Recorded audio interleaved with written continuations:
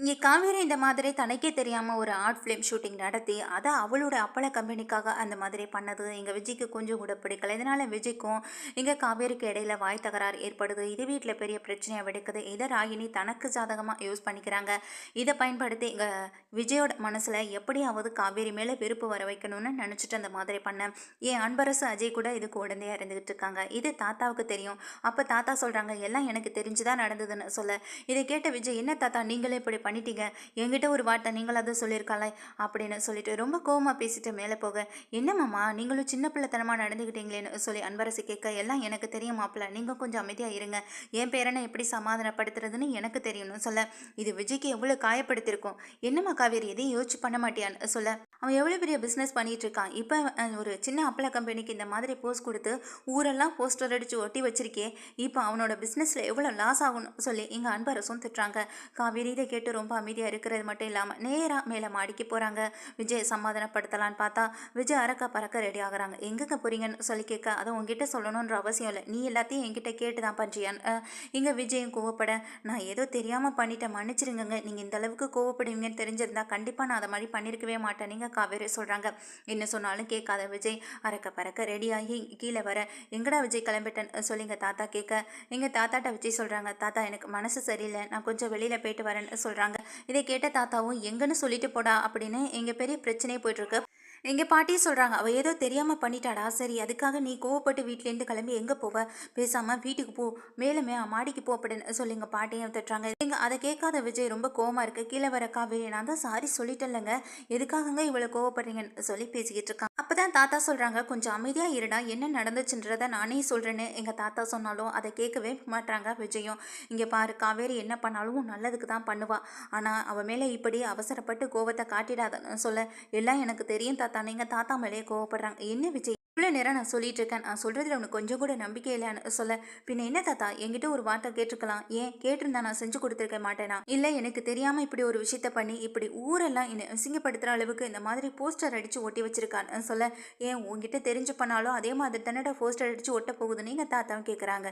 எதுவுமே பேச முடியாமல் நிற்கிறேன். விஜயை பார்த்து எங்கள் காவேரி சிரிக்க, உனக்கு என்னை பார்த்தா சிரிப்பா இருக்கா அப்படின்னு சொல்லி எங்கள் விஜய் வந்து இன்னும் அதிகமாக கோவப்பட, நான் சொல்கிறது ஒரு நிமிஷம் கேளுங்கங்க அப்படின்னு சொல்லி எவ்வளவோ எல்லாரும் சொல்லி பார்த்தாலும் இங்கே விஜய் கேட்குற மாதிரி இல்லை. இப்படி பிரச்சனை போயிட்டு இருக்க நேரத்தில் வீட்டுக்கு நிறைய பேர் வராங்க. அவங்களாம் யாரு என்னன்னு எங்கள் விஜய்க்கு தெரியல. வர்றவங்களும் தங்களை அறிமுகப்படுத்திக்கிறாங்க. அது மட்டும் இல்லாமல் எங்களுடைய ஆடு ஃபிலிம் ஷூட்டிங்கில் நீங்கள் தான் வந்துட்டு நீங்கள் நடித்து கொடுக்கணும், உங்களுடைய போஸ்டர்லாம் பார்த்தோம், அது மட்டும் இல்லை உங்களுடைய நிறைய ஃபோட்டோஸ்லாம் எனக்கு வந்தது, அதனால தான் உங்களை தேடி வந்தோன்னு சொல்ல, என்ன தாத்தா இதெல்லாம், நான் தான் இதை விட்டு பல காலம் ஆயிடுச்சு, பின்ன எதுக்காக நான் இதை பண்ணணும்னு நினைக்கிறீங்கன்னு எங்கள் தாத்தாவும் வந்துட்டு கேட்குறாங்க.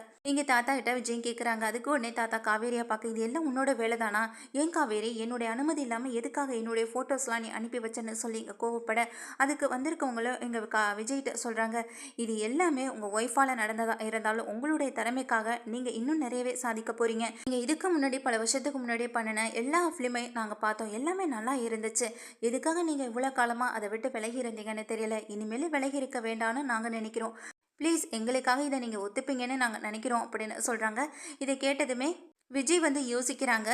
சரி நான் யோசிச்சு முடிவை சொல்கிறேன்னு சொல்லிட்டு அவங்கள அனுப்பி வச்சுட்டு எங்கள் தாத்தாட்ட பேசுகிறாங்க. நீ வாப்பா அப்படின்னு சொல்லி எங்கள் தாத்தா வந்துட்டு விஜயையும் அவங்க பாட்டி காவேரி எல்லாரையும் கூட்டிகிட்டு மேலே மாடிக்கு போக, இவங்க என்ன தனியாக ரகசியம் பேச போகிறாங்கன்னு இங்கே ராகினி பின்னாடியே ஓடுறாங்க. பின்னாடியே ஓடுற ராகினியை பார்த்து அஜயும் போக, டே நீ நம்ம மட்டும் எதுக்காக இங்கே நிற்கணும், அப்படி என்ன அவங்க தனியாக ரகசியம் பேச போகிறாங்க, நம்மளும் போகலான்னு சொல்லிட்டு போக, ஏங்க உங்களுக்கு வேறு வேலையே இல்லையா, அவங்க ரெண்டு பேரும் போனால் நீங்களும் பின்னாடியே போகணுமா அப்படின்னு எங்கள் ராதா திட்டுறாங்க. அதனால் அன்பரசு எங்கள் அமைதியாக நின்றுட்டு மேலே போகிற ராகினியும் அஜயும் அவங்க என்ன பேசுகிறாங்கன்னு கேட்குறதுக்காக வெயிட் பண்ணிட்டு இருக்காங்க. ஆனால் மொட்டை மாடிக்கு போகிற அவங்க எல்லாருமே வந்துட்டு இவங்க பேசுகிறது எதுவுமே அவங்க காதில் விழலை. அப்போ தாத்தா சொல்கிறாங்க எங்கள் விஜய்கிட்ட, உனக்கு காவேரியை பற்றி என்னடா தெரியும் அப்படின்னு சொல்லி கேட்க, இங்கே எதுவுமே பேசாமல் முறைச்சி பார்த்தபடி விஜய் நின்றுட்டுருக்க.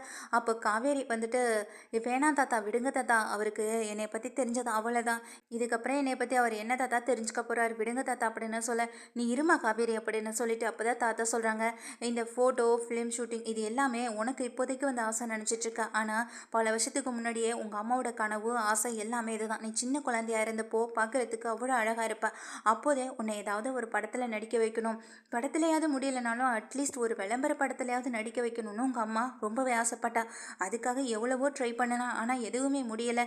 ஏன்னா உங்கள் அப்பாவுக்கு தன்னுடைய பையனை வந்து இந்த மாதிரி விளம்பரப்படுத்துறது கொஞ்சம் கூட பிடிக்கல. அதுவும் குழந்தை இருக்கிறதுனால கண்ணு பட்டுடும் அப்படின்னு நினச்சா ரொம்பவே பயந்தார். ஆனால் உங்கள் அம்மாவுக்கு அதெல்லாம் ரொம்ப ஆசையாகவே இருந்தது. அதுக்காக நிறைய ஃபோட்டோஸ்லாம் எடுத்து வச்சா. உங்கள் அப்பாவுக்கே தெரியாமல் நிறைய ஃபோட்டோஸ்லாம் எடுத்து வச்சு கடைசி வரைக்கும் அதை எங்கேயுமே அனுப்ப முடியாமல் இருந்துச்சு.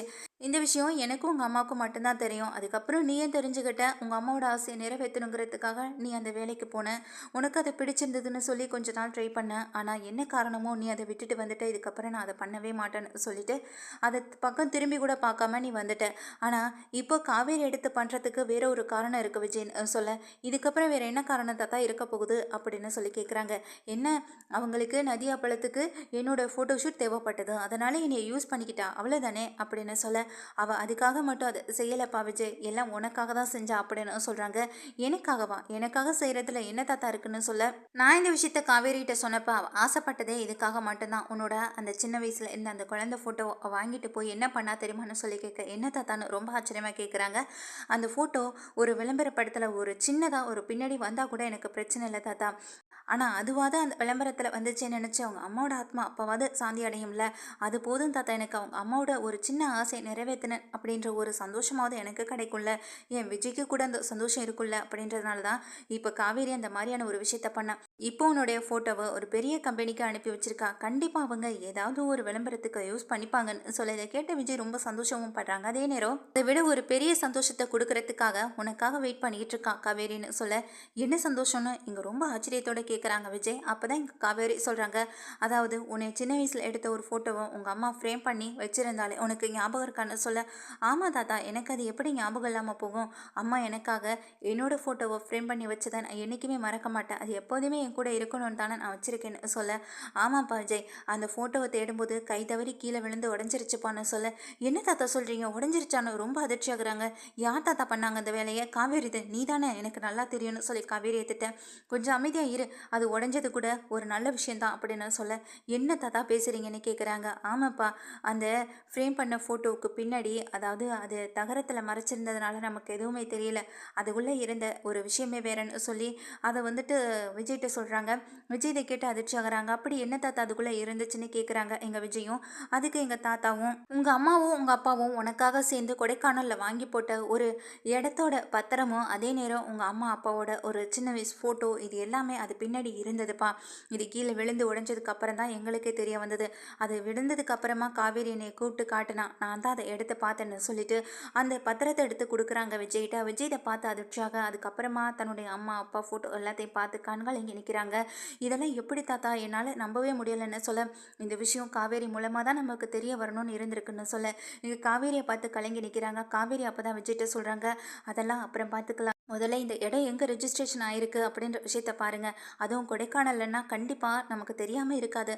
அதை பார்த்தீங்கன்னா உங்கள் அம்மா அப்பா உங்களுக்காக ஆசையாக வாங்கி போட்ட அந்த இடம் ஏதுன்னு நம்ம கண்டுபிடிச்சிடலான்னு சொல்கிறாங்க. கண்டிப்பாக இதுதான் என்னோட முதல் வேலைன்னு சொல்லி விஜயும் அந்த பத்திரத்தை எடுத்துகிட்டு போக, இது எதுவுமே தெரியாமல் காதலையும் இல்லாமல் இங்கே என்ன நடக்குதுன்னே தெரியாமல் ரொம்ப டென்ஷனோடு நின்று கேட்டுக்கிட்டு இருக்காங்க. அப்போ விஜய் திரும்பி வரதை பார்த்து தான் அவங்க 2 பேரும் கீழே ஓடி போயிடுறாங்க. இப்போ அந்த கையில் பத்திரத்தோட விஜயும் வராங்க.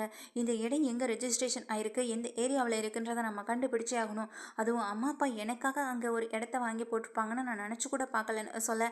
தாத்தாவும் சொல்கிறாங்க, நீ சின்ன வயசில் ஆசைப்பட்ட, ஆனால் நீ ஆசைப்பட்டதை அவள் செஞ்சிருப்பான்னு நான் நினச்சி கூட பார்க்கலப்பா விஜய்னு சொல்கிறாங்க. என்ன தாத்தான்னு கேட்க, நீ விளையாட்டா ஒரு நாள் கொடைக்கானலில் நம்மளுக்கு ஒரு வீடு இருந்தால் எப்படி இருக்குன்னு கேட்டேன். ஆனால் அது உங்கள் அம்மா அப்பா உன்னோட கனவை நிஜமாக்கணுங்கிறதுக்காக இப்படி ஒரு வேலையை பார்த்துருக்காங்க.